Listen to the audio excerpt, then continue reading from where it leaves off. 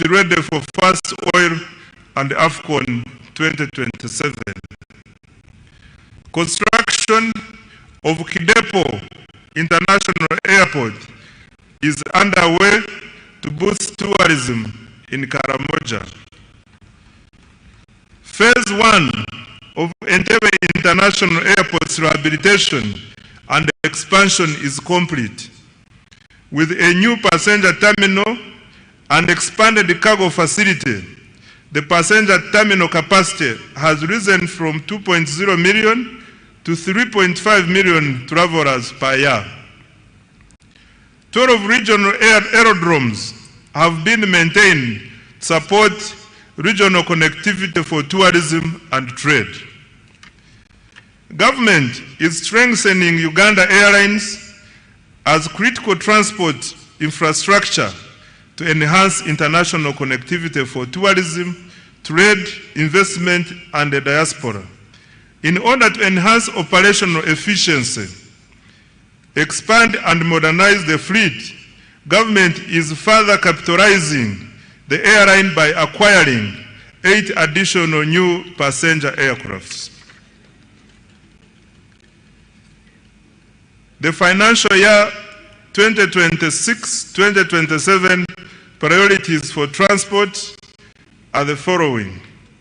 Mr. Speaker, Uganda shillings 8.79 trillion has been allocated next financial year for transport infrastructure development, and the priority areas will include: number 1, construction of the Maraba-Kampala standard gauge railway and completion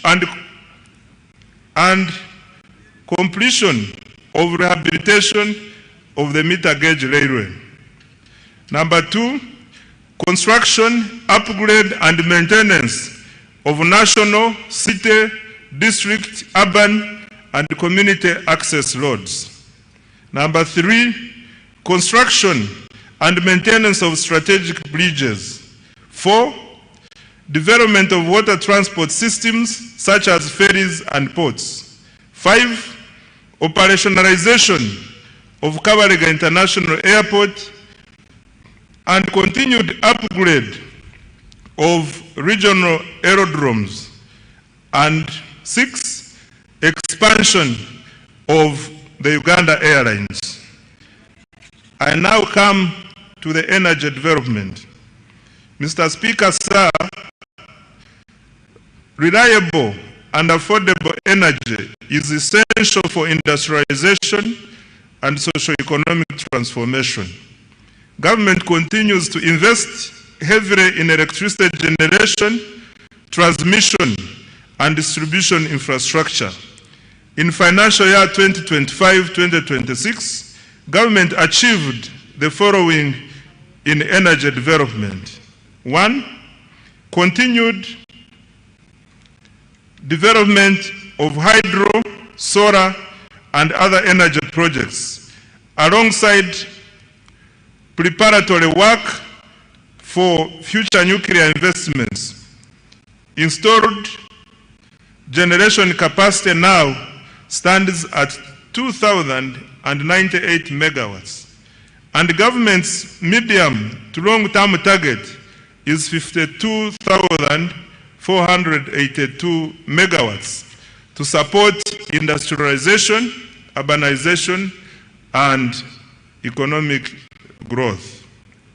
2, continued expansion of energy transmission and distribution infrastructure. Completed and continued construction of multiple lines, including the Kole-Guru-Nebi-Arua line, 132 kV, the Kampala Metropolitan Transmission Line, 132 kV, including 2 associated mobile substations, Mirama, Kabale, 132 kV, Karuma Tororo, 400 kV, Tororo Resource, 400 kV, Mutundo Entebbe, 132 kV, and Lira Guru Agago, 132 kV. Good progress has also been made on substations serving industrial parks in Mbale, Kapeka, and the Kabalega Petrochemical Industrial Park. 3. The share of households in rural areas connected to grid electricity has nearly doubled in the 3 years, from 6.8% in financial year 2021-22 to 11.4% in financial year 2024-2025. 4. Through Uganda Energy Credit Capitalization Company, government commenced construction of 4 small mini hydro power sites expected to generate 5 megawatts of electricity. These sites will be completed in March 2027 and will provide reliable power to very hard to reach and remote areas. Further, under the Electricity Access Scale-Up Project, 419,592 off-grid solar connections have been made countrywide. Financial year 2026-2027 priorities for the energy sector are the following. Mr. Speaker, government has allocated Uganda shillings 2.07 trillion to energy development, and the priority interventions include: 1. Expansion of generation capacity by commencing the 380 megawatt Kiba hydroelectricity plant, a floating solar plant at Isimba, and 500 megawatts of utility scale solar in the Elgon and Acholi regions. 2. Preparatory work for nuclear energy generation at Buyende. 3. Expansion of transmission and associated substation infrastructure. 4. Rural electrification. And 5. Industrial power connections. I now come to investing in the people.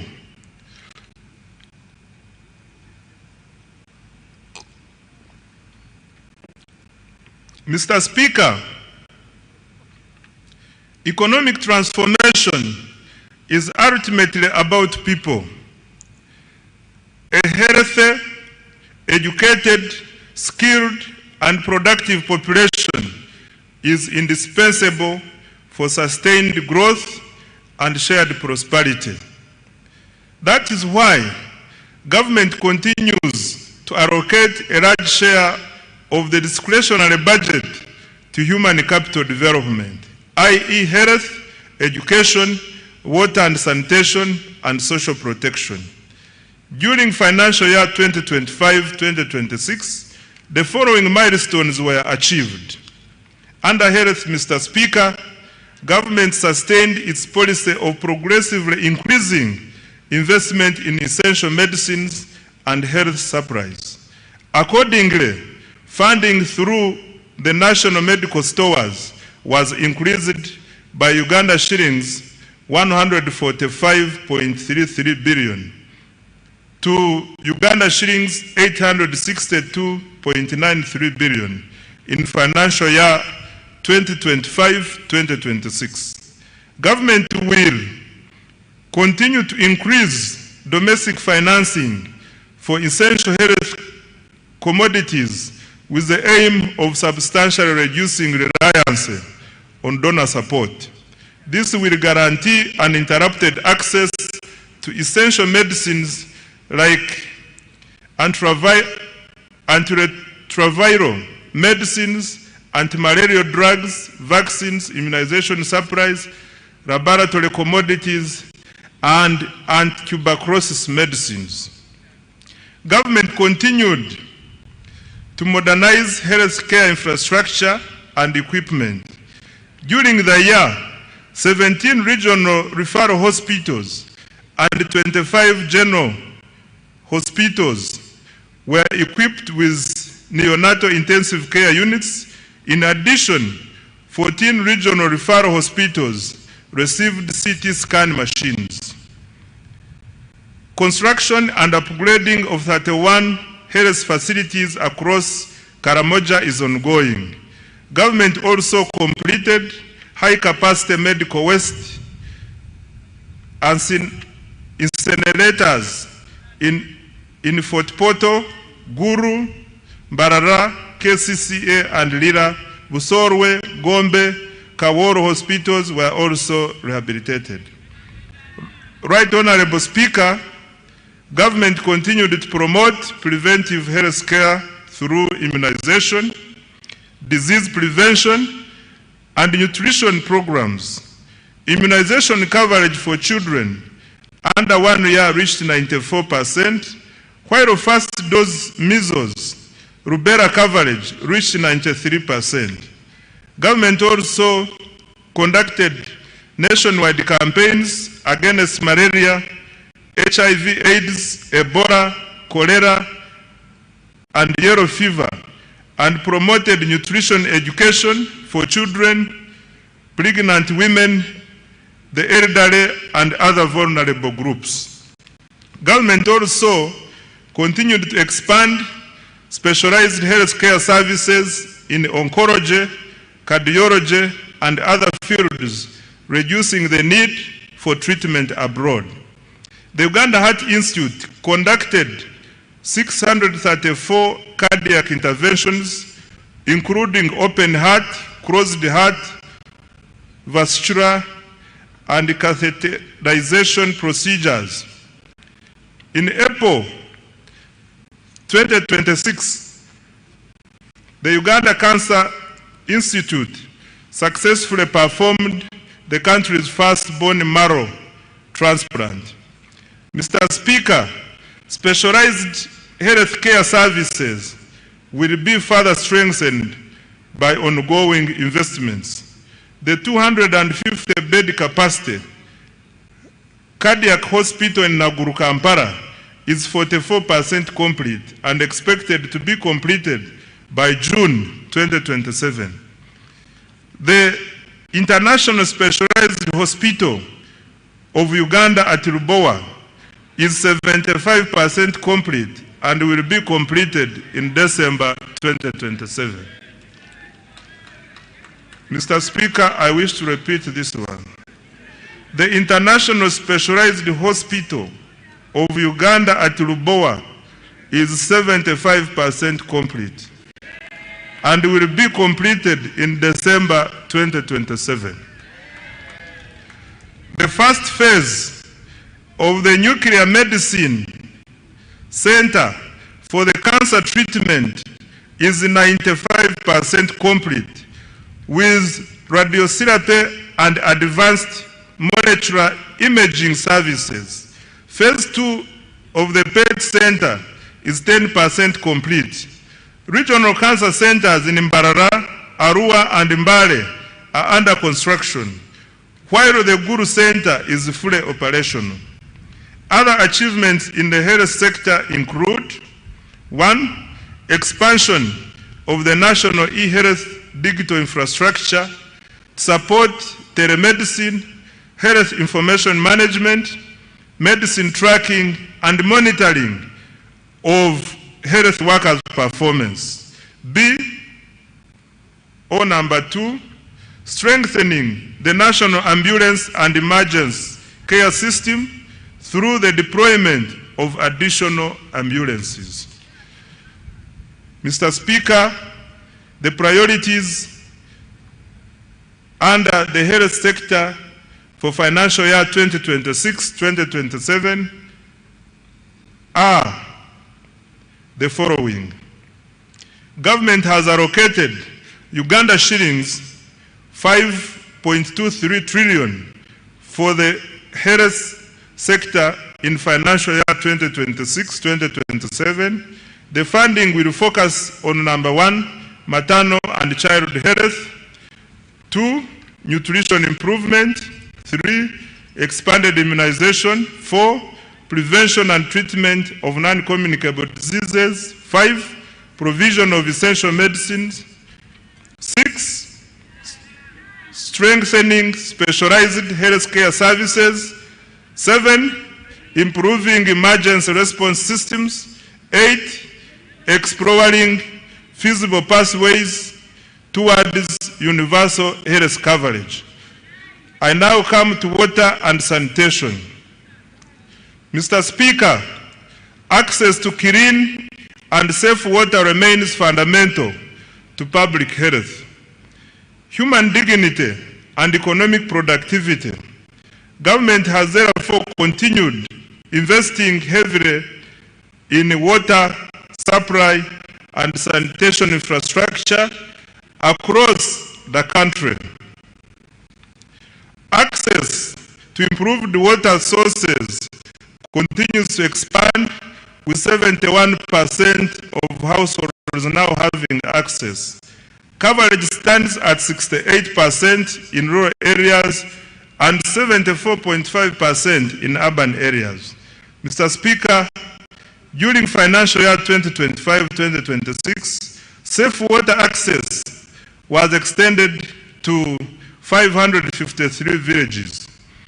Over 200 large solar-powered water and sanitation systems, several public sanitation facilities, and fecal sludge treatment plants were completed in several districts. In addition, a number of urban water systems were expanded.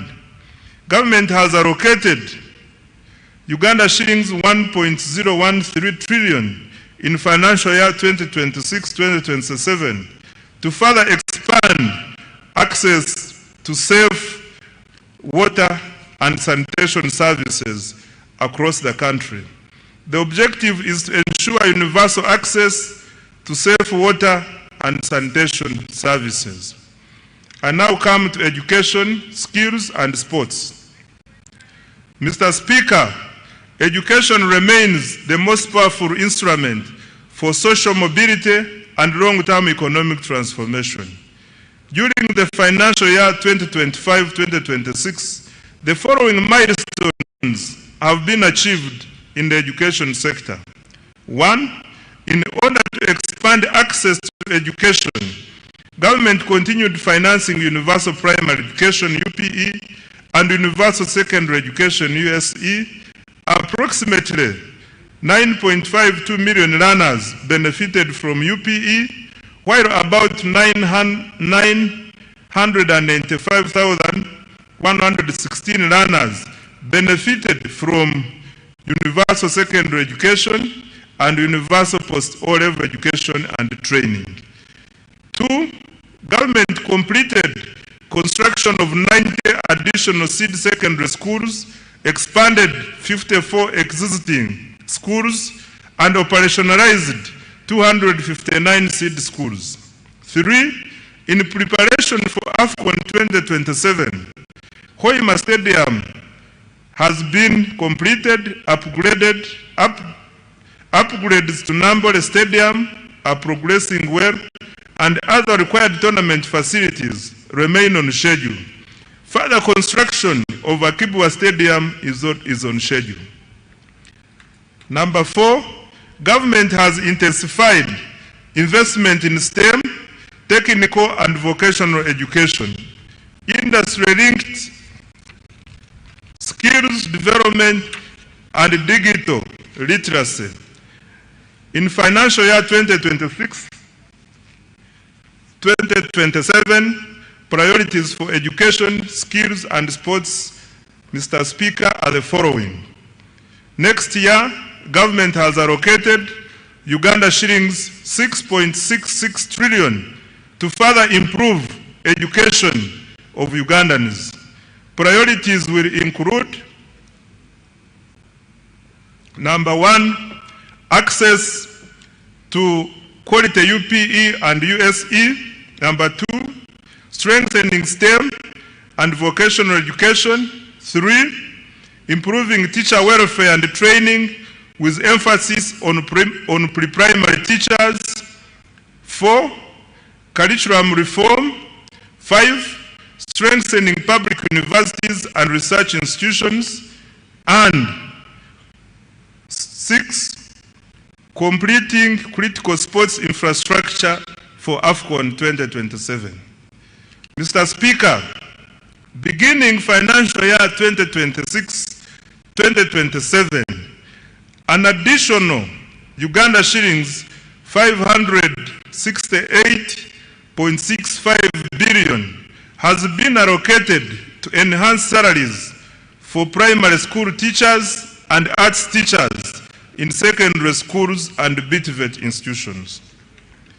I now come to social protection and inclusive development.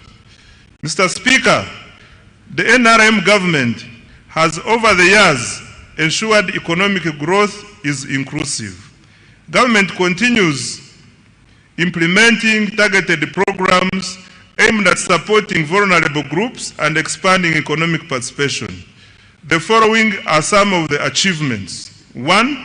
Government has continued to support older persons through the Social Assistance Grant for Empowerment SAGE, which has cumulatively reached 489,673 beneficiaries, with a total of Uganda shillings 836.1 billion.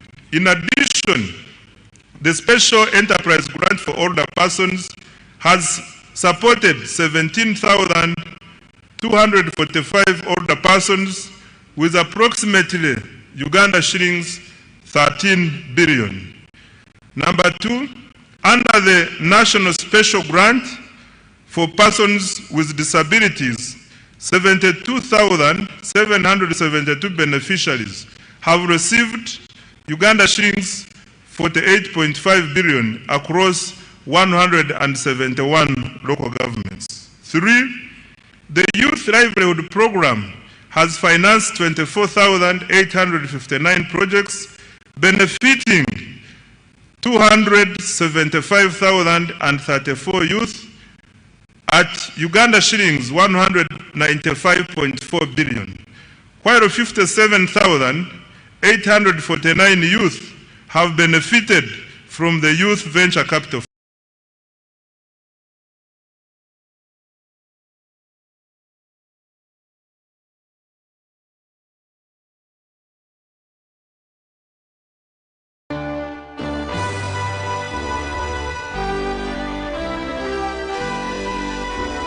Project has extended Uganda shillings 111.1 billion in loans to 4,889 beneficiaries, while the Women Entrepreneurship Program WEP has cumulatively supported 244,805 women with Uganda shillings 153.5 billion. And 5, government has continued to negotiate bilateral labor agreements to protect workers' rights, promote decent work,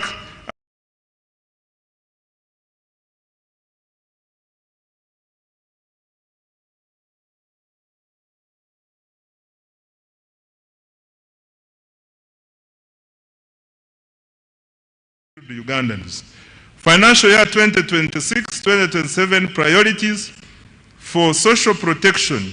Mr. Speaker, sir, next financial year, government has allocated Uganda shillings 173.55 billion for social protection, which will focus on 1, expanding economic empowerment programs, 2, strengthening labor standards, 3, supporting youth employment initiatives, 4, promoting women's economic participation, 5, enhancing social protection systems, and 6, establishing a robust labor market information system.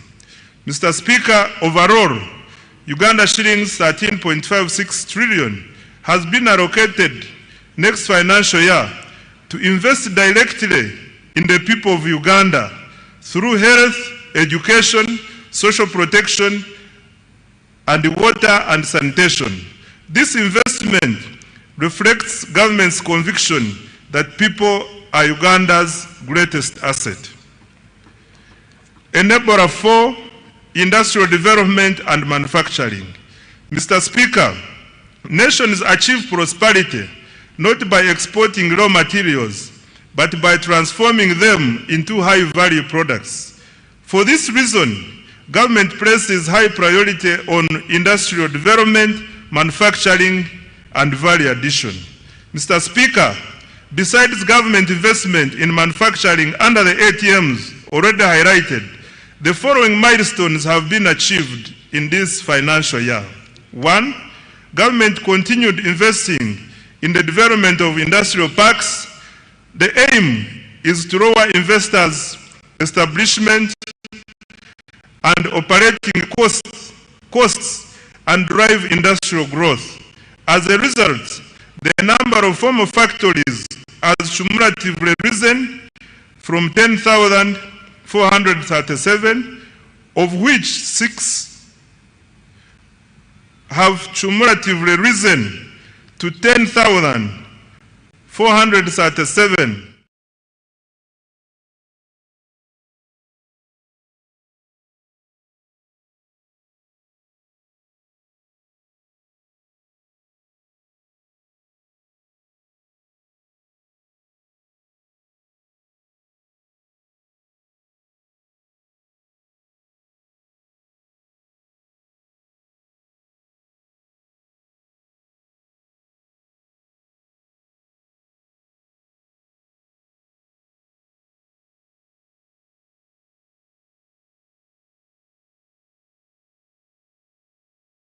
Allocated Uganda shillings 1.03 trillion to the manufacturing program for financial year 2026-2027.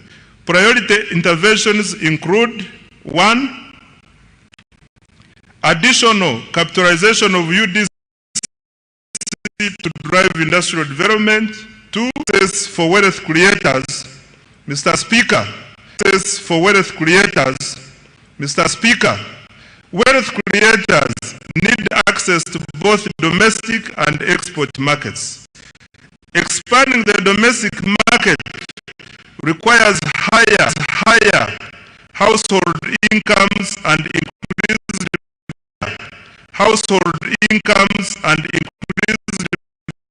purchasing power to stimulate demand for locally produced goods and services.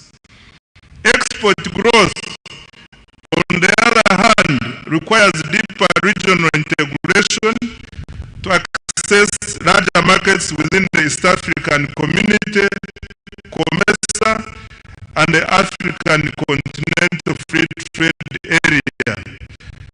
These opportunities are complemented by preferential and duty-free market access arrangements negotiated with key partners, including the European Union, the United Kingdom, Russia, Serbia, and the countries in the Middle East.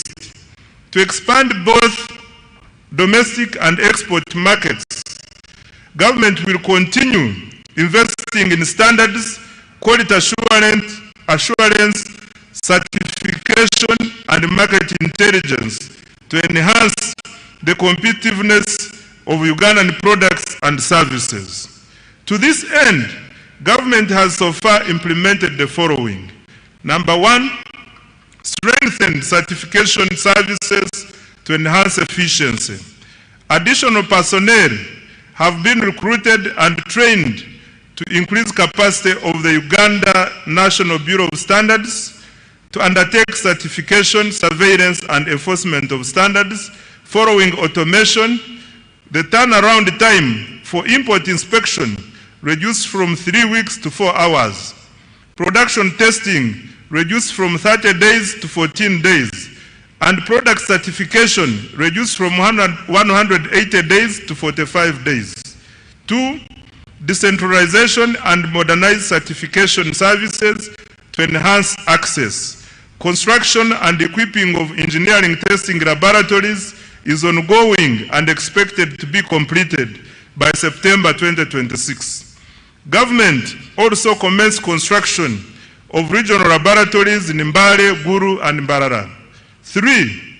Developed 450 standards for products and services and issued permits to 4,500 products.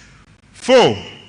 Trained 750 micro, small, and medium enterprises in value addition and processing and certified 750 products. 5. Completed construction and equipping of an international accredited national meteorology laboratory at Uganda National Bureau of Standards. The laboratory is being used to calibrate equipment used in the National Food Safety Laboratory and other agro-food processing laboratories and industries. 6. Commence operations of the Petroleum Laboratory in January 2026. Over 40 product samples of petroleum products have since been tested. Mr. Speaker, priority interventions for financial year 2026-27 include: 1. Development of quality assurance infrastructure. The euro 163.56 million enhancement agricultural production, quality and standards for market access project. 2. Strengthening the capacity for development of standards and certification of products and services. 3. Completing construction and equipping of the engineering laboratory and continuing construction of regional laboratories. And 4.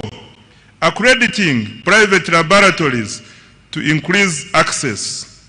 I now come to environmental protection and disaster management. Mr. Speaker, sustainable management and the use of natural resources, land, water, and environment, as well as effective response to climate change, are essential for boosting productivity and value addition. To cushion Ugandans and our economy from climate shocks, government invested Uganda shillings 9.6 billion this financial year in early warning systems, hazard mitigation, and emergency relief items for affected households. Government also invested heavily in water for production facilities to protect our farmers during drought. Mr. Speaker, sir, in order to protect and restore wetlands, government undertook the demarcation of 104 kilometers of wetland boundaries and restored 15,000 hectares of degraded wetlands. A total of 8,319 hectares of graded central forest reserves were demarcated alongside 404 kilometers of forest boundaries to enhance the protection and management of forest resources. Mr. Speaker, the safeguard of our environment and adapt to climate change, government has, Mr. Speaker, to safeguard our environment and adapt to climate change, government has allocated Uganda shillings 494.08 billion next financial year. These funds will protect 1.26 million hectares of forest reserves and wetlands, restore 10,000 hectares of degraded wetlands, and demarcate critical river banks and lake shores, particularly along the Nile. We will also upgrade meteorological services and early warning systems to deliver accurate forecasts for agriculture, aviation, and climate monitoring. In addition, Uganda shillings 361.88 billion has been allocated to the contingency fund to strengthen our national disaster response next financial year. I now come to administration of justice. Mr. Speaker, under the administration of justice program, the following achievements were recorded. 1, expanded access to justice with the proportion of districts having complete justice service points rising from 79% in financial year 2020-2021 to 89%. This was achieved by operationalizing new high court circuits now at 29, and establishing 10 additional magistrates courts, now totaling 268, including in the island communities. 2, decentralization of the Court of Appeal is underway in Mbarara and Guru to improve regional access to appellate justice. 3, judicial capacity has been strengthened with the appointment of additional justices of the Court of Appeal, now 20, and High Court, now 88, along with more magistrates to reduce case backlog and serve high demand areas. 4, resolution of commercial disputes has improved. Between 2023 and 2025, the judiciary disposed of 38,102 commercial and land cases worth Uganda shillings 14.47 trillion, unlocking capital and boosting economic activity and investment. Promotion of alternative dispute resolution has been scaled up, resolving over 8,000 cases in financial year 2025-2026.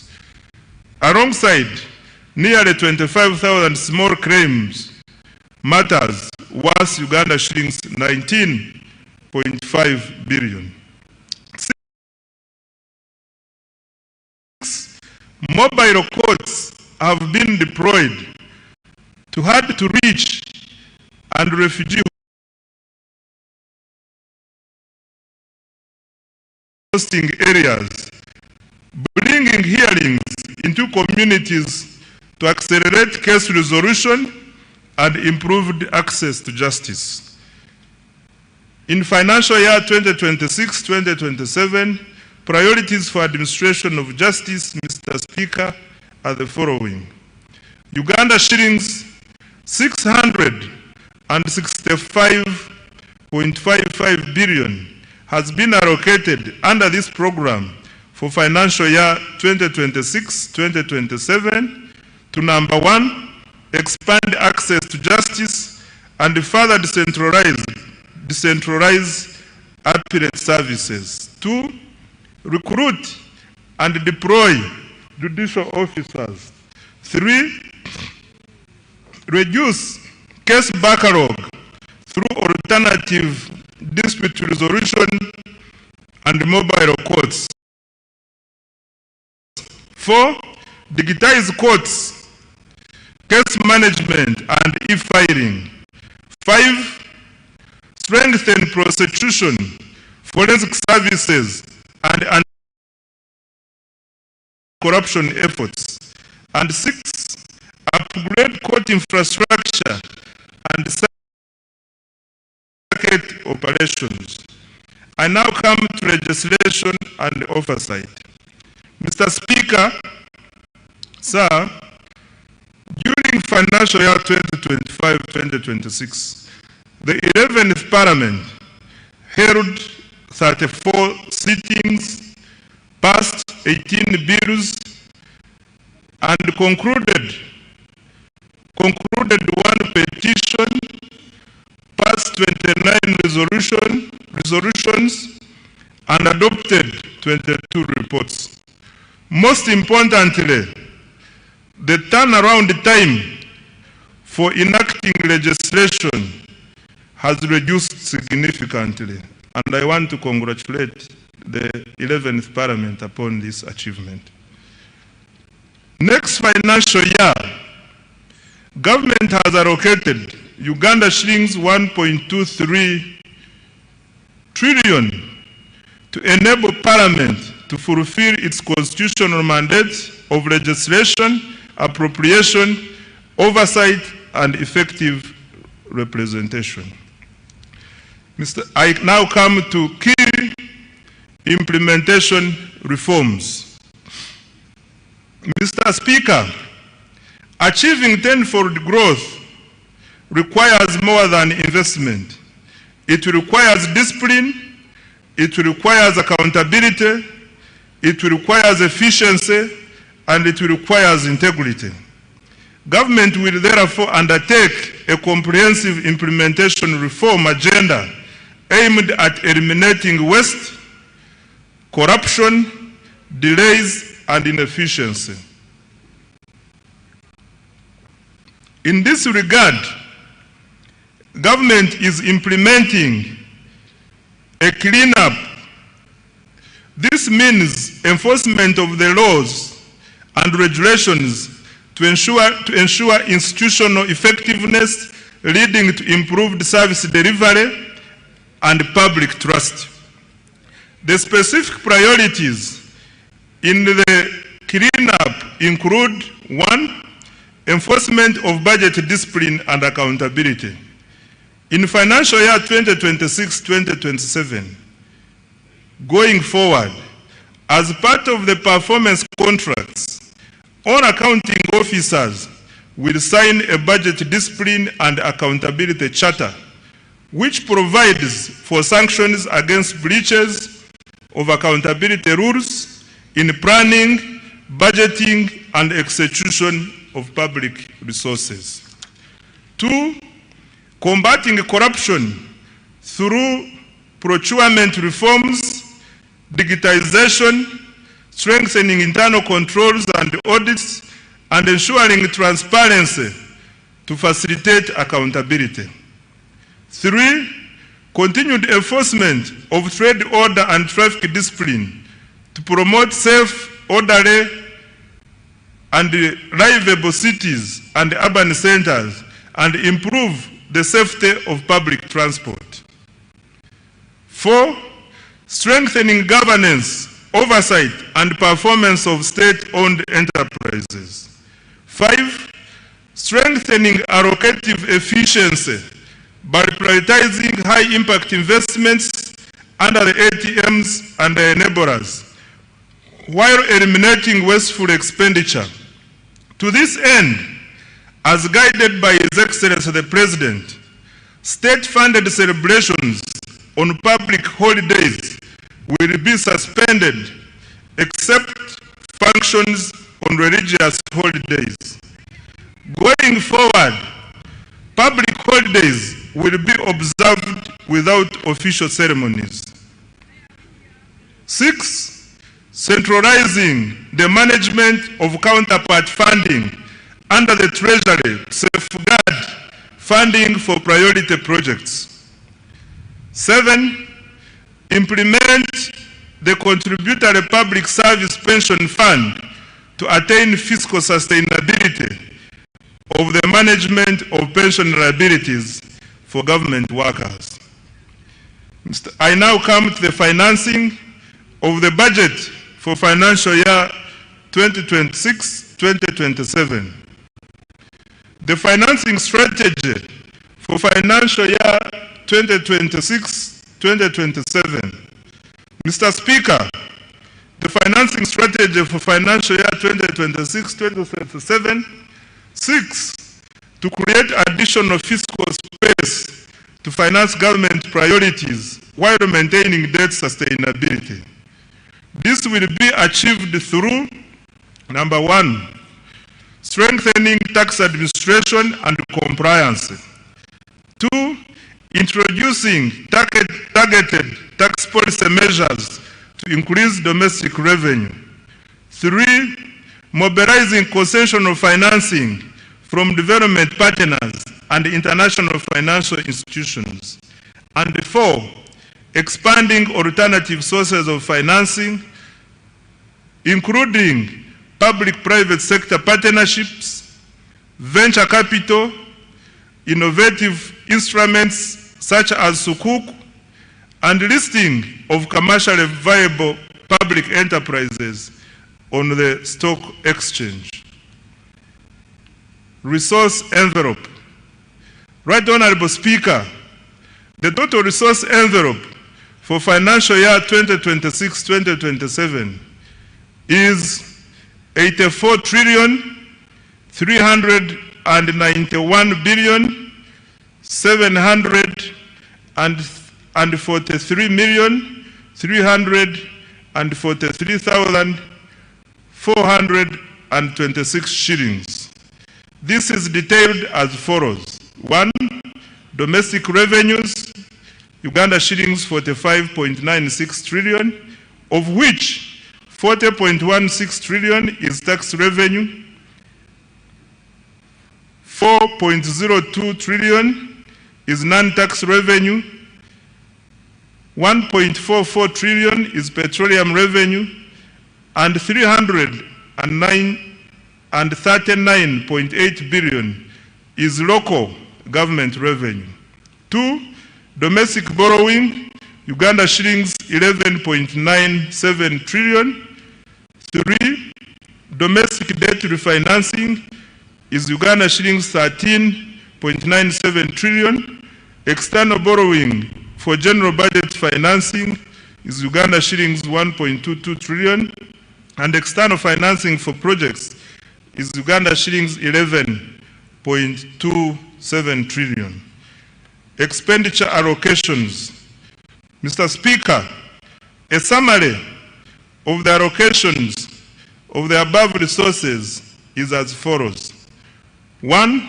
Wages and salaries, Uganda shillings 9.709 trillion. 2. Non-wage recurrent expenditure, Uganda shillings 33.276 trillion, which also includes operational funds for institutions, financing for all wealth creation funds, financing for science and technology investments, grants for education and health, medicines, maintenance of infrastructure, and interest payments, among others. 3. Development expenditure, Uganda shillings 22.054 trillion. 4. Domestic debt refinancing, 13.967 trillion. 5. Debt amortization, Uganda shillings 4.181 trillion. 6. Domestic debt repayment to Bank of Uganda, Uganda shillings 547 billion. 7. Domestic arrears, Uganda shillings 317 billion. And 8. Local government expenditure from own revenue, Uganda shillings 339.8 billion. Mr. Speaker, details of the resource envelope and expenditure allocations by vote for financial year 2026-2027 are provided in annexes 1 and 2, respectively, of this speech. The budget for financial year 2026-2027, totaling to 84.39 trillion, has therefore increased by Uganda shillings 2.78 trillion from the revised budget of Uganda shillings 81.61 trillion for financial year 2025-2026. I now come to the tax measures for financial year 2026-2027.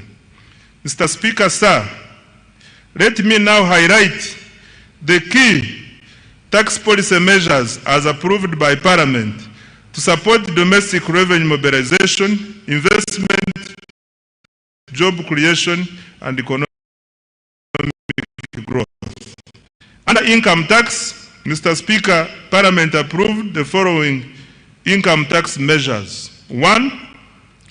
Extension of income tax exemption for Jagali Energy Limited until 2032 to support affordable electricity tariffs at an estimated revenue cost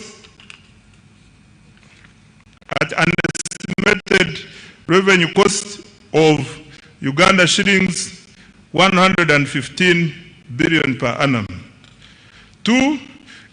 Increase in the pay-as-you-earn threshold from Uganda shillings 235,000 to Uganda shillings 335,000 per month to raise take-home pay for low-income workers at an estimated revenue cost of Uganda shillings 96 billion. 3. Introduction of a 5% withholding tax on payment of interest to foreign lending institutions to ensure equitable taxation of interest income. 4. Provision for individuals to file and pay rental income tax monthly to improve voluntary compliance and reduce tax arrears. 5. Introduction of a tax holiday for developers of hotels and other ultra-luxury tourism facilities investing at least United States dollars 10 million for foreign investors and United States dollars 5 million for Ugandan investors. 6. Equalization of tax treatment of Tier 4 financial institutions by allowing deductions for provisioning for bad debts, thereby reducing the cost of capital. Under value-added tax, VAT, Mr. Speaker, Parliament approved the following VAT measures. 1. Increase in the annual VAT threshold from Uganda shillings 150 million to Uganda shillings 300 million to ease compliance for small businesses and improve tax administration efficiency. This measure is projected to generate Uganda shillings 349 billion. 2. Extension of VAT deferment to inputs used in iron ore processing to support mineral value addition and industrialization. Under excise duty, Mr. Speaker, Parliament approved the following excise duty measures. 1.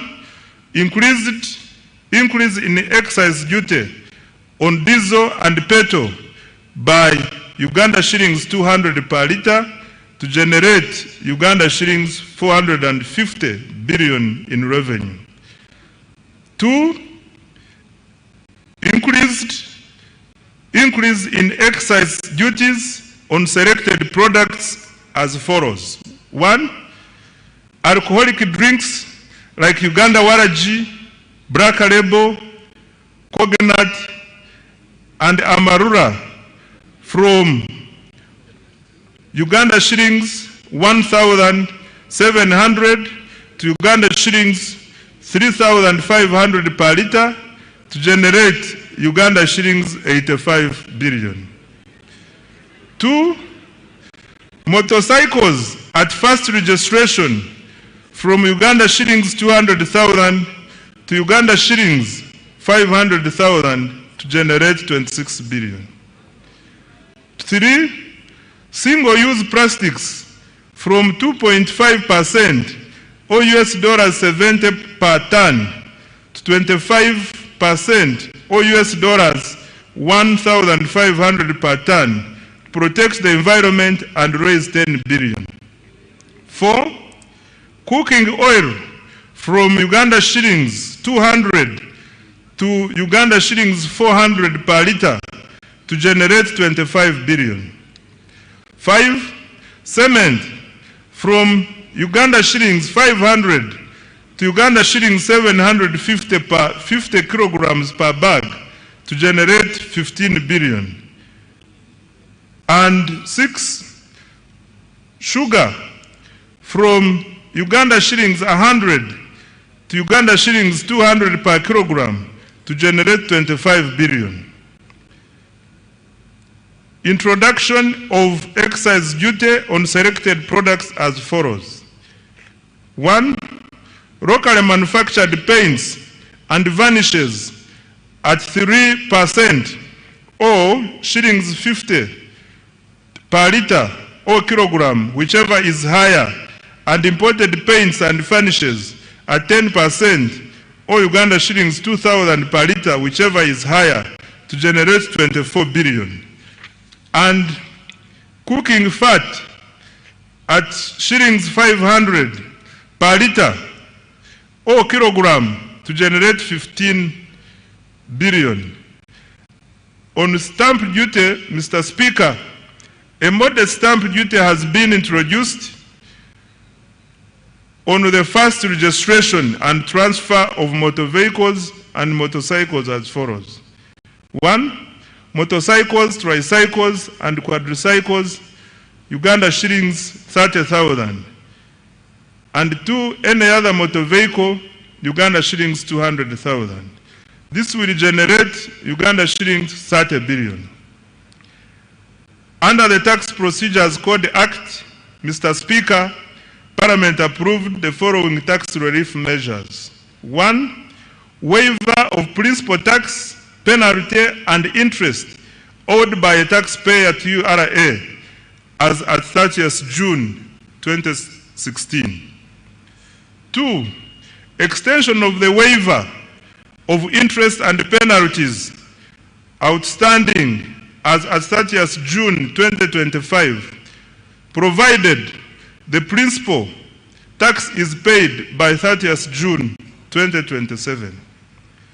On external trade, Mr. Speaker, Parliament approved an increase in environmental levy on imported used clothing from 15% to 30% of cost insurance and freight, CIF value, to support local manufacturing as well as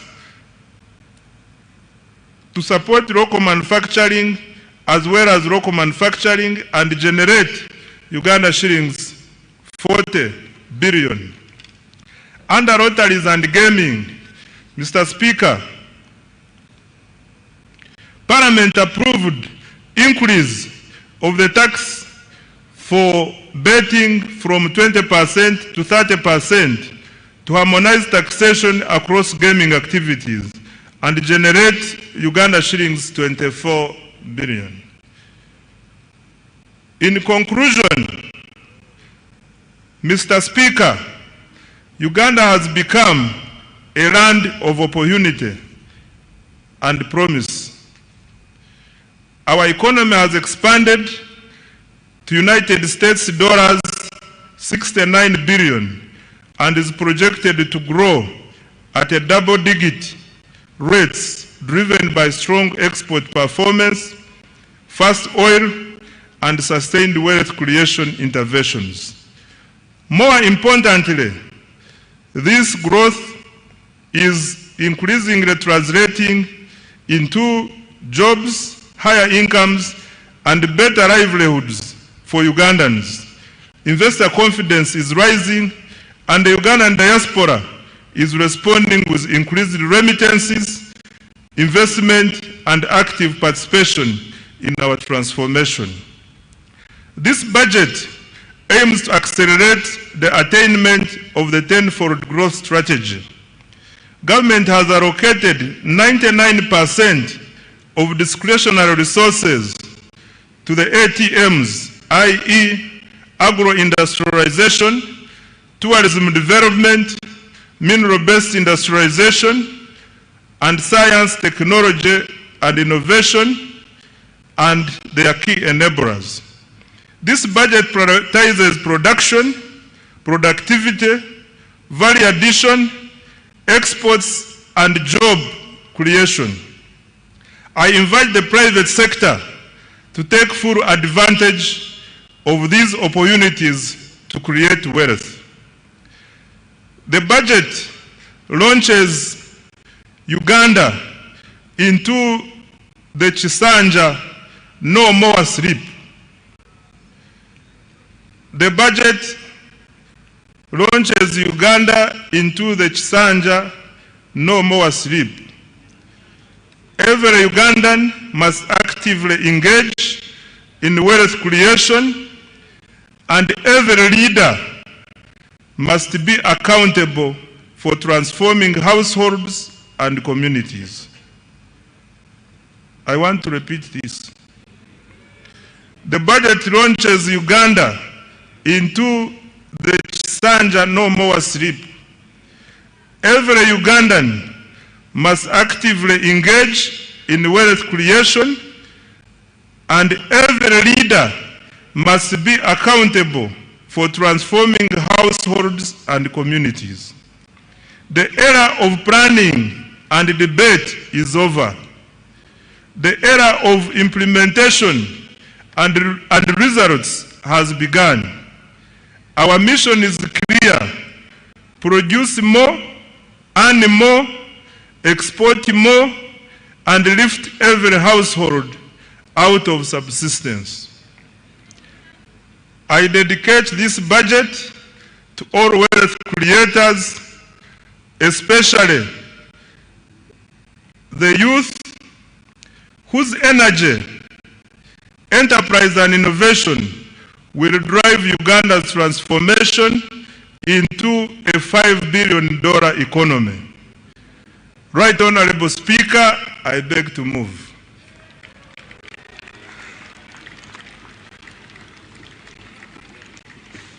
Thank you very, very much. I was wondering what you were drinking. I realized it was Uzima water. That gave you extra strength. Thank you very much. Make the Honorable Minister of Finance feel welcome and appreciated for the good work. Thank you, Honorable Minister, and by extension, His Excellency the President, for your clear delivery of the budget speech for the 2026-2027. As I'm made aware already that every member of Parliament has a text as the budget speech already.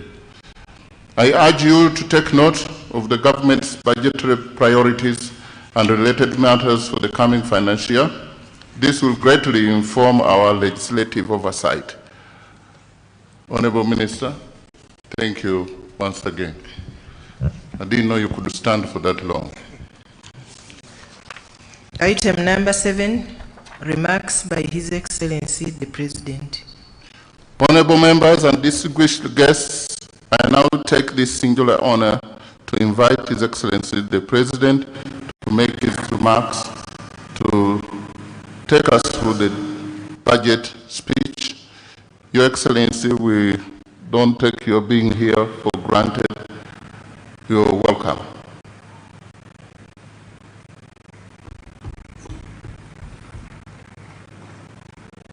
If you really want to stamp your feet, please do it. You have the permission of the chair, of the speaker. Thank you. Her Excellency the Vice President, thank you so much. Her Excellency the Vice President, the Right Honorable Speaker of Parliament,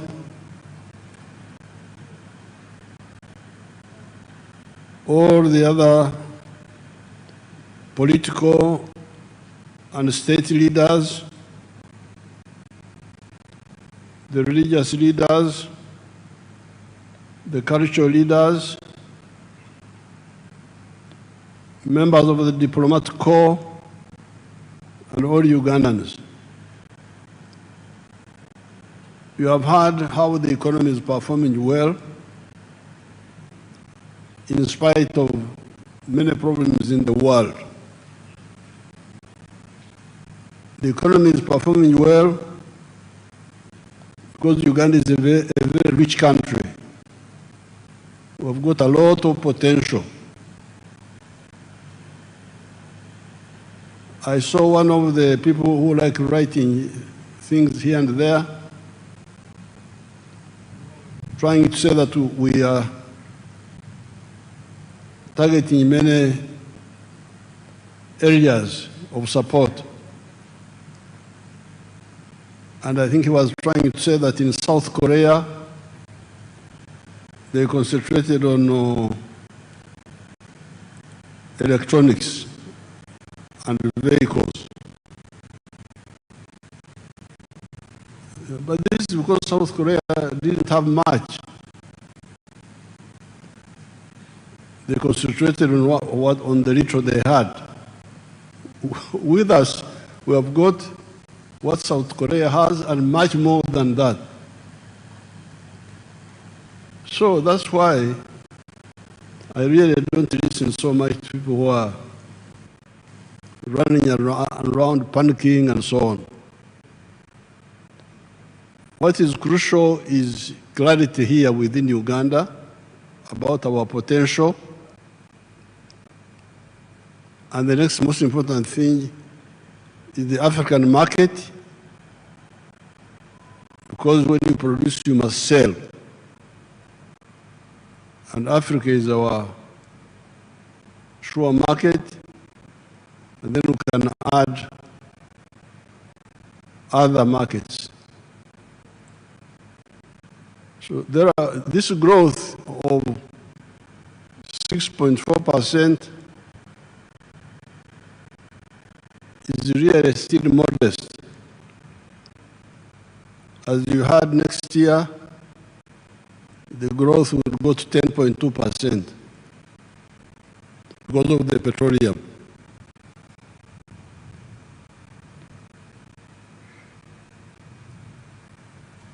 As you heard, the performance is good by world standards. But in my view, it can be stronger.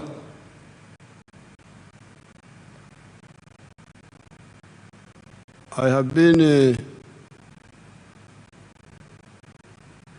I'm from the communities of this place, indigenous communities here,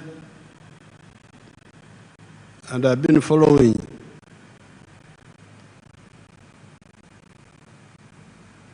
our developments for now 65 years, very closely. But what you need to know is that the aim of the NRM is not just growth, but transformation, social, economic transformation. It is now, but before I talk about other things, I want us to solve this little problem of Ebola. Ebola is a very simple disease. It is not like Corona, as I said last night. Corona was very dangerous because it was spreading by breathing, which meant that if you saw the other time I got Corona from you people in Chankwanzi, when I took a group photograph with you people without my mask, I got Corona. And I was here for 21 days sitting in the house. So Corona was really dangerous. It was spreading by breathing. But this Ebola spreads only by contact. And contact, close contact with the sweat, with the vomit if they vomit, with the blood, sexual, kissing, saliva. When the person is already sick, not showing symptoms of sickness. So therefore, really, it can be stopped. We just need to get rid of the carelessness. As I told you last night, we have had 19 cases so far. 14 from our brothers in Congo, 14 of them who came. 2 died. But those who came early, 4 of them have already recovered, the Congolese. 4 have already recovered and been discharged. The others are also recovering. They are not, our people think no more of them will die. And the 2 people who died were the Congolese from the 14. Now, the 5 Ugandans who were infected were the 4 health workers in one of the Kampala hospitals who handled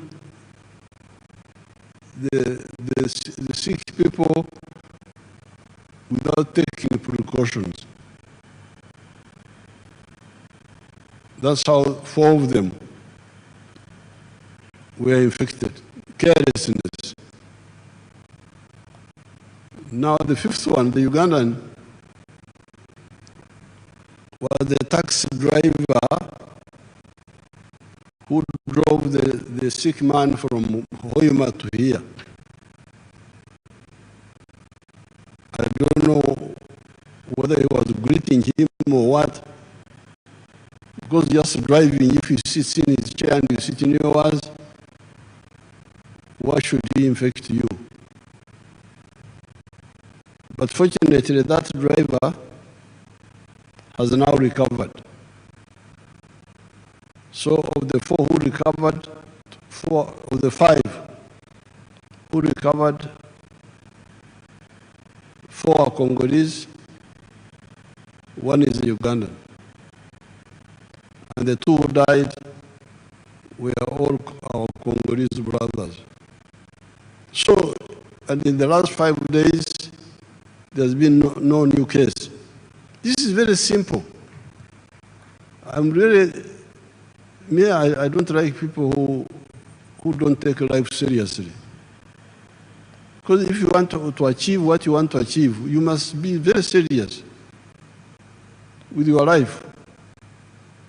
And part of life is health. If you have got health, you can be able to do what you want to do. The other day I was here, I was seeing you shaking hands, hugging. These are members of parliament now, setting a bad example for all these Africans to get sick and then go in hospitals and so on, or die even. So please, I want to use this occasion to appeal to all the Ugandans to really finish this little problem of Ebola. Ebola is not a serious problem. Yes, there's no vaccine against Ebola yet. There's no direct medicine, but it is very easy to avoid, number 1. And number 2, even when you get infected, if you report early by controlling the temperature, by controlling rehydrating you when you vomit and sweat, you can recover, like these people have recovered. So let's I appeal to all Ugandans to solve this little problem. Our brothers and sisters in Congo were coming through the borders. We stopped the buses and passenger vehicles. We only allow cargo, lorries and petrol tankers and so on. But people were coming through the border, the Panya. That's why we have discussed with the Congo government, and they have allowed us to work with them to open medical stations inside Congo near the border and announce, invite our Congolese people, anybody who is sick, come here, don't try to go to Uganda. Because when you go to Uganda, you waste time, you lose time, come here, this is nearer, and we are doing the same here as we are doing in Uganda. So we hope to finish this little problem of Ebola. But you need to set an example, shaking hands, hugging. Then these pastors that they are blessing people, as if God is deaf. You can pray, God will hear you without touching people, the health workers. Many of them have died in Congo. That's what I hear, many of these pastors. Some of the people who were the pastors blessing people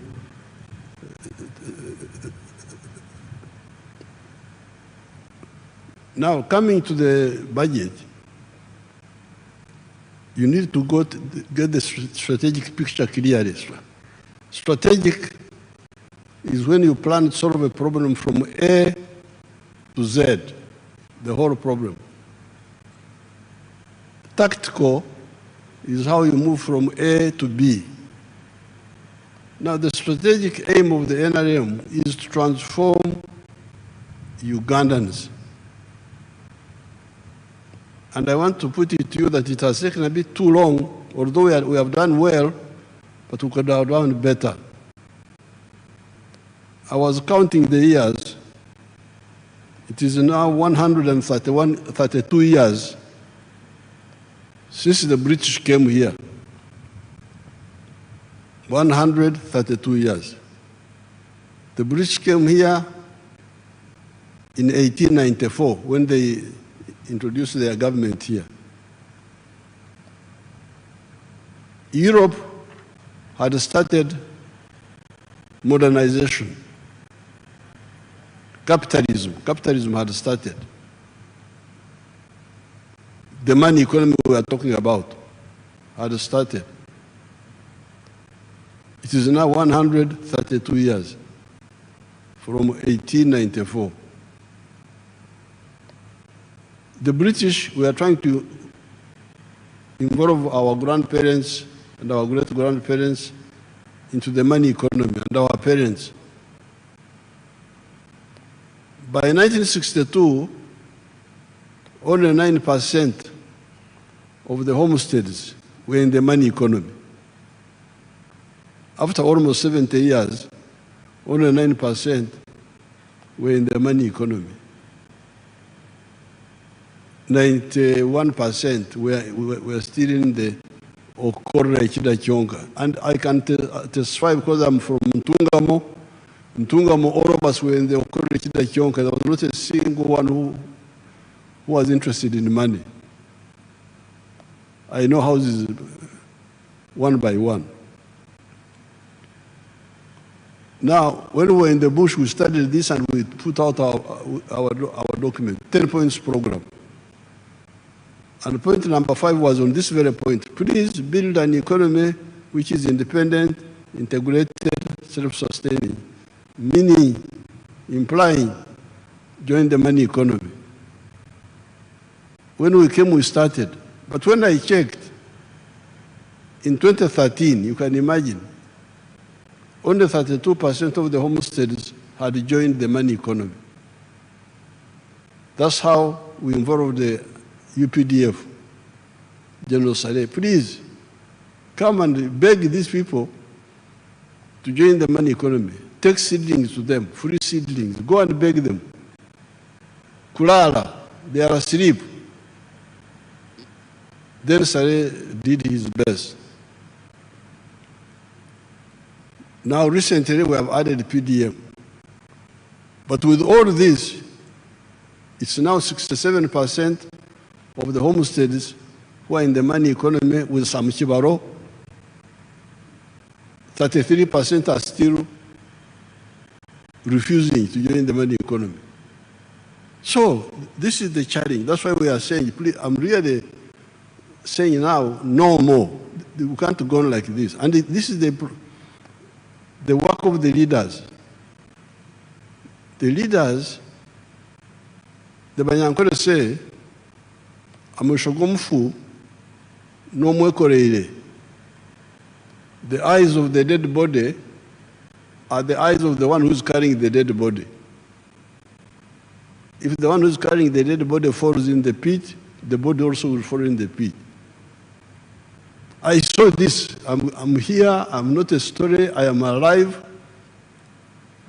We started with those Banyankole who are very difficult, like the Karamojong, wild really, and we changed them by engaging them.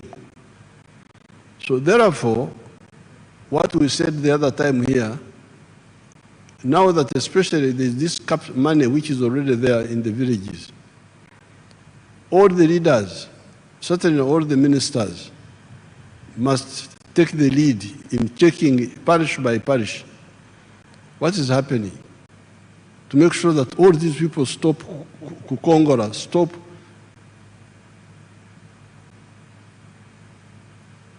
cheating us. We work, they don't work. They are there, but they want services. They want medicine, they want education, they want security, but they don't contribute. They're just sitting there in their homes and not engaging in the money economy. So although we have done very well, this very good performance the minister is talking about is by the 67% now. And all of them, not necessarily with the Chivaro. Some of them do without the Chivaro. But there are 33% who are Wako Pembeni, they are on the side. Suppose they were also part of this, would be much further. And as the minister himself told you, these people joining the money economy is crucial for two reasons. First of all, they get income. They get income, which means that their purchasing power goes up. Part of the problem of the purchasing power being low is because they don't have income.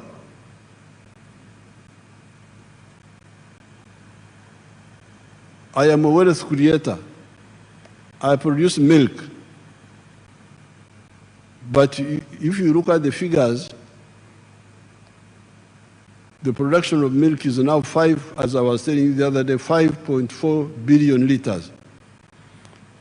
But the internal consumption here is only 800 million liters.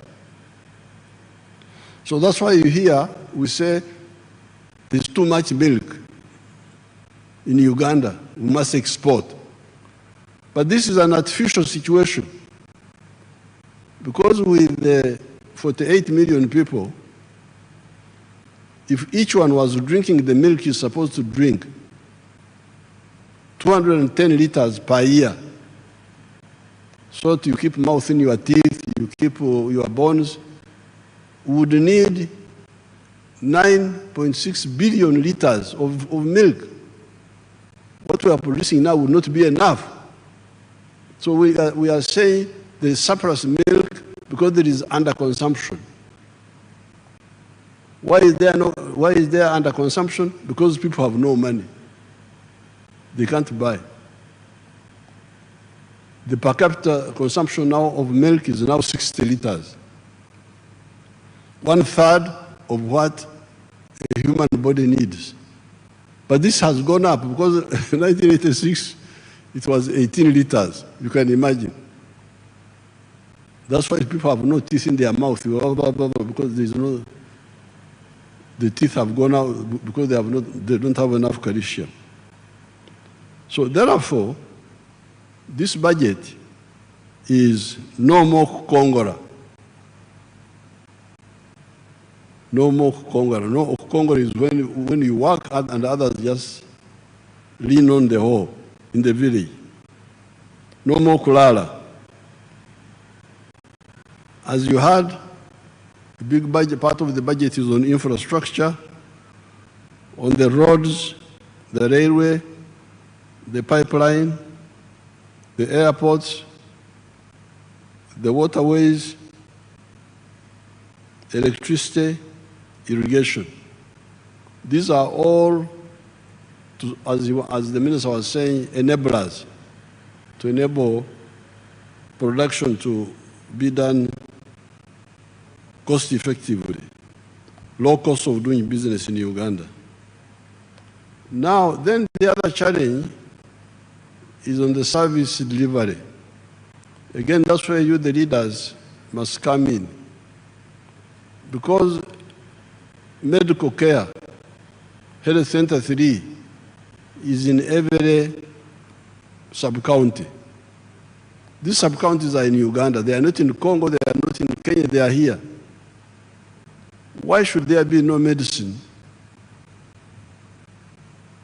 in the health center, maybe that medicine has been stolen, but the member of parliament doesn't know and doesn't follow up. And people are crying. Then you have the government officials, the Gombora chief. That's why the local government must be very, very strict.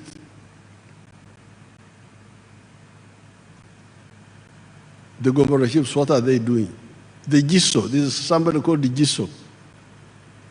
Have you heard of somebody called the GISO? He's also there. Drugs are being stolen, GISO is there. This is what I can no longer tolerate. The people of Uganda have given me authority a number of times now. I would have to, in the past I was a bit hesitant because I was saying maybe, especially for capital, there was no capital which was being given, but now the capital is there, PDM being stolen. During the elections, I was disturbing the former Minister of Local Government, Majezi, ringing him. I got to campaign in Maracha. Instead of campaigning, people are saying, they have stolen our PDM money. I go from campaign now to, it becomes like a PDM tour. In Maracha, complaining. Then I ring Majezi, please, Majezi, come. Maracha, people are complaining. I don't even know what happened there. Buko, I was in Buko. Or was it Kwen? I think it was Kwen. Same problem. Here in Kampala, Kawempe, Buambo, where PDM money was being stolen. What is the member of parliament doing? Even the opposition ones, the ones of the NRM, I will struggle with them. But even the opposition ones, as long as you are getting allowance from parliament,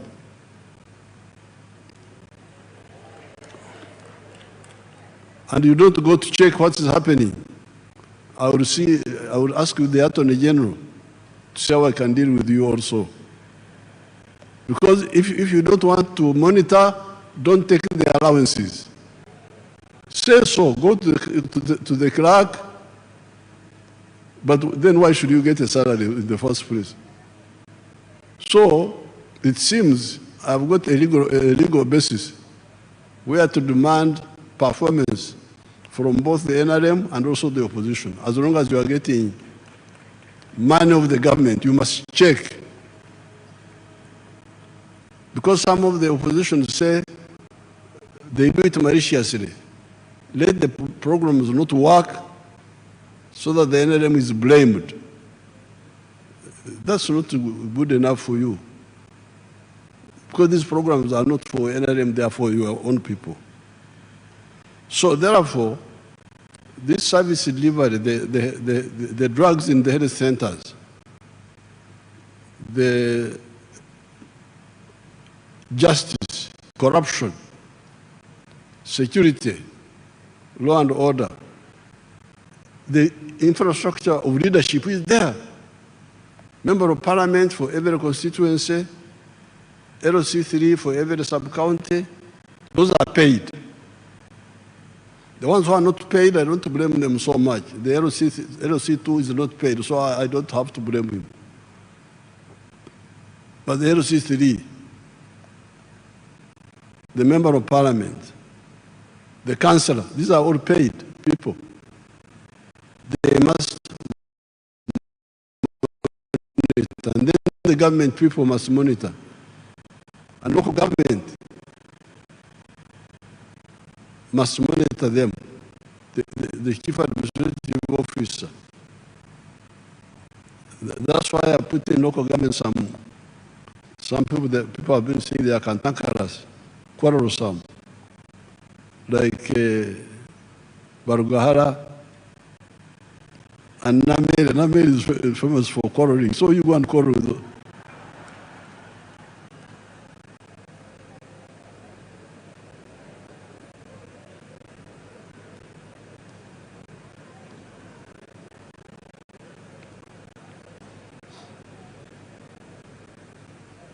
Because when I went to Masaka to defend Nameri, because I had to go there, say, uyu mwana wao mkuza batia, tana mpisa. I said that, but if the lack of mpisa is to, because in Uganda, if you say a thief, and you say you are a thief, tana mpisa, they say you should have kept quiet, the mpisa. This is how you are going to destroy the country. So, please, both for economy, but also for service delivery, the leaders must do their work. Fortunately, we are going to get, apart from this money which Musas is getting from all those taxes, we are going to get also the oil money. The government will be getting an extra $1.5 billion per year as its share of the government money. Now I'll discuss with you how to save this money first of all, to create a sovereign fund so that it can earn money, because that's how some countries like Norway have used their money very well. Instead of using it to buy perfumes and so on,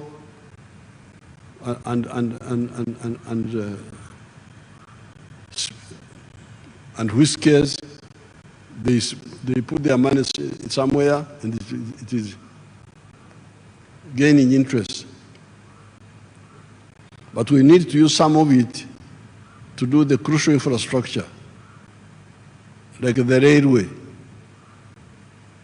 We need to have the railway with Kenya and with Tanzania and with Congo and South Sudan and Rwanda, the ones near us, so that all heavy cargo moves from the road to the railway. Then the petroleum products move from the road to the pipeline. That will leave only the light cargo and passengers on the road.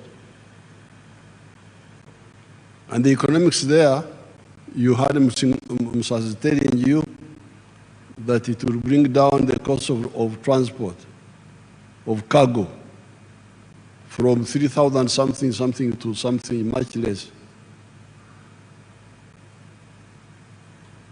I'm saying all this so that we harmonize and don't have to waste time arguing, because sometimes we waste time. So, we have done well, but we can do much better. Uganda is a very rich country. Now, finally, I'll get time and talk about the environment and the trade order, where we had to remove some of our people from the roadsides and all that chaos which was here.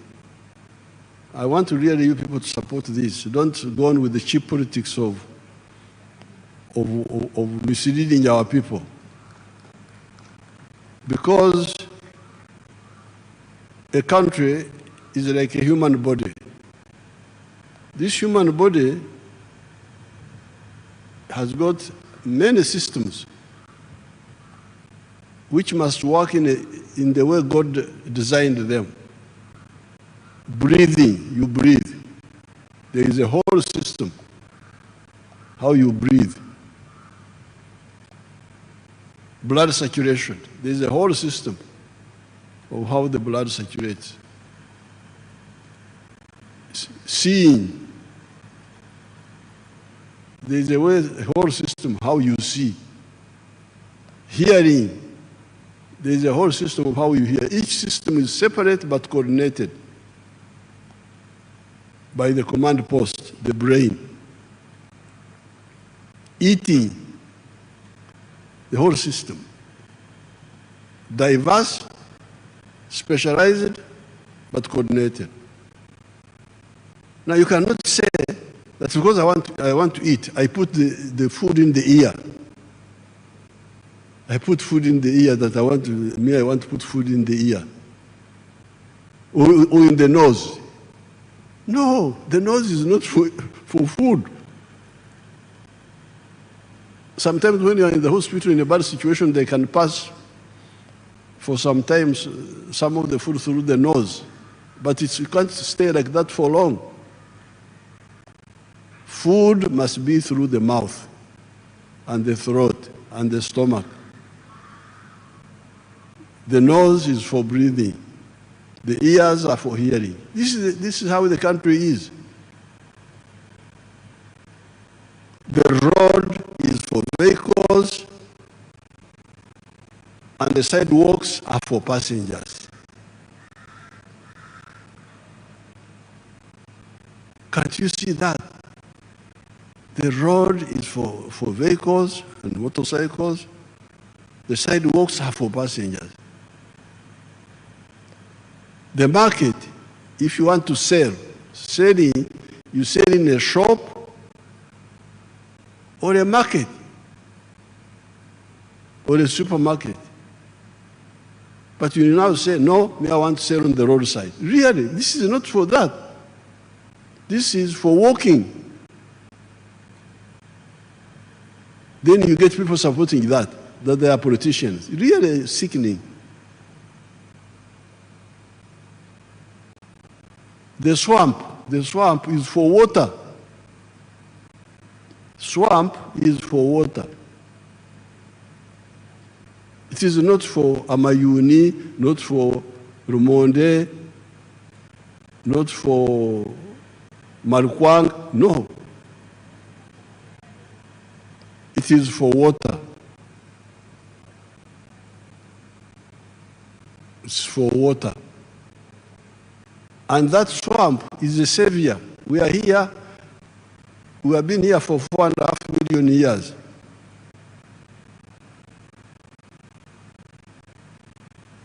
And these things came recently, the permanent buildings, vehicles. What was sustaining us were our swamps and our forests.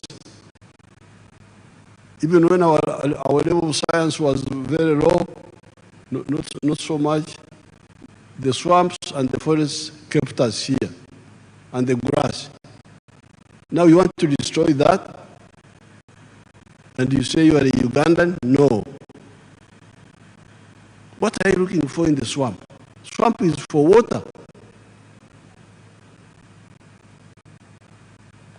When the Chinese came, they misled some of our people to grow rice in swamps. This was see how the swamp should look like. That's a real swamp. Papyrus, water, that's how it looks like. The way God created it. And we can use it like that. So therefore, this turning upside down, wanting to eat through the ear, through the nose, not through the mouth. You put food in your eye that you are eating. This is suicide. Even this Ebola you are talking about, why didn't we have Ebola in the past? I had never heard of Ebola. We had other diseases, but we have never had, historically, I've never had, except recently. And I think it is because people are invading the habitats. Part of the problem, the habitats of these animals in the forest. Show them the picture of Nabanja, how Nabanja was saving Bugoma forest. They showed it a bit here. See how criminal these people are. The ones you are defending. Bugoma forest. They were showing it here, to put it back again. You see how See what damage they have done. That is, you see these criminals now. Look at the trees they are destroying. These are the people you are defending.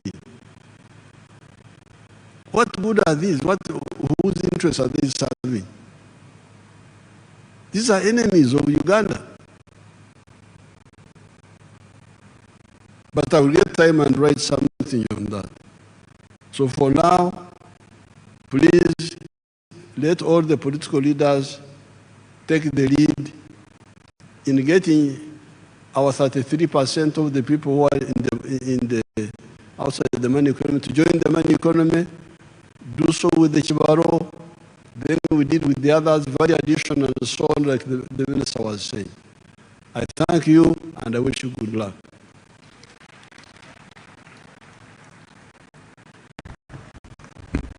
Thank you, Your Excellency, for the successful delivery of the budget speech for the financial year 2026-2027. On behalf of Parliament, I pledge our commitment to effectively apply our mandate to realize all your progressive intentions for our beloved country and its gallant citizens. Adjournment.